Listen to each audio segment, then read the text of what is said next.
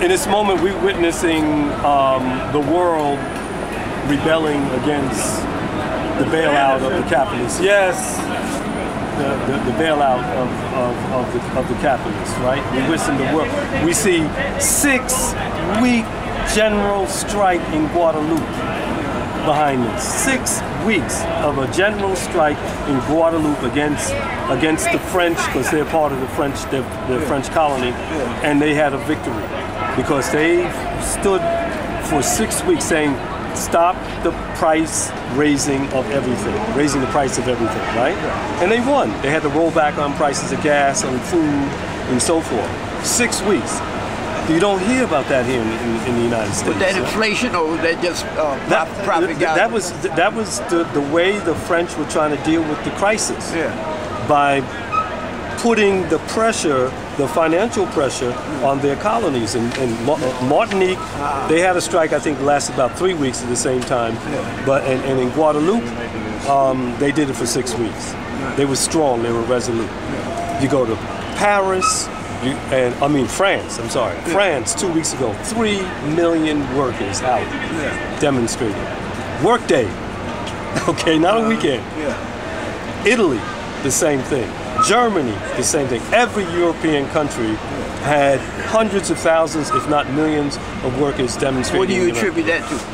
A higher consciousness, a higher class consciousness among European workers, among South American and Latin American people, a higher consciousness. In Latin America, you have this now sweep out of the right-wing forces, right? And this whole new wave of progressive leadership, and that's a people's movement that got them in there. That's, in Argentina, you name it, they did that. But here in the United States,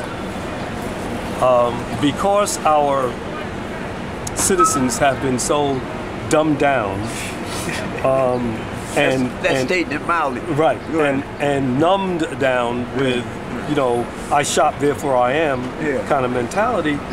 It's been very difficult to get people out, even though the stuff is hitting them right in the face.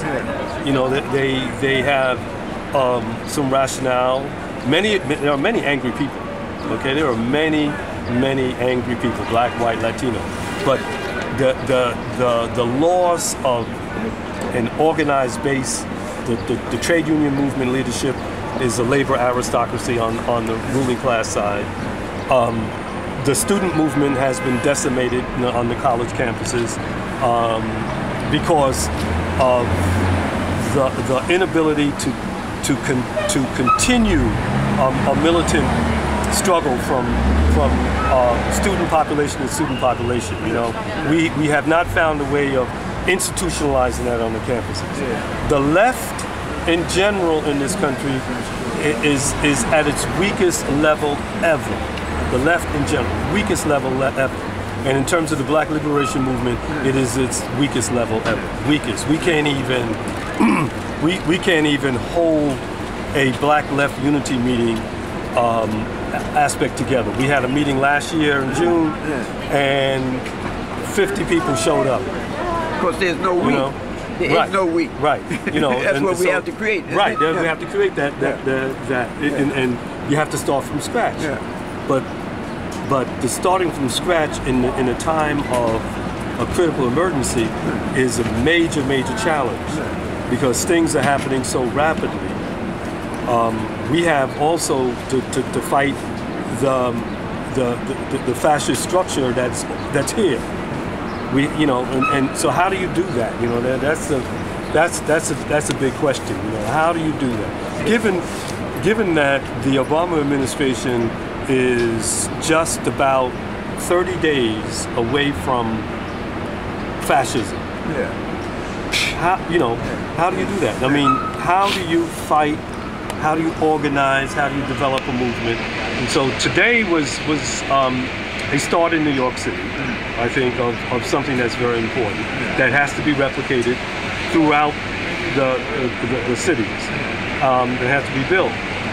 There are some organizations that have that network capability to do that. As small as they may be, as weak financially as they may be, they have to do it. There's no option. We have no option but to go this route, to take it to the streets, and to inform people. We don't have access to the press.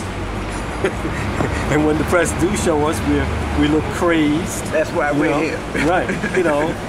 So we have no option but to struggle and find new creative ways of struggling. Yeah. One of the devastating things that when we look at the history of black liberation from the very, very beginnings of our presence in the West to today, this is the first time in our history that the revolutionary kernel amongst our people is among us old gray-haired. Every other period, the revolutionary kernel was among the young folk. Yeah.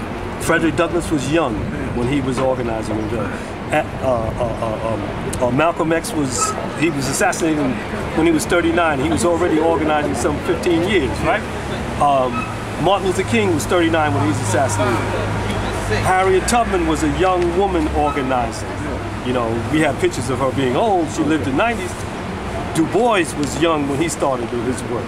Garvey was in his early 30s when he started to work. Why do you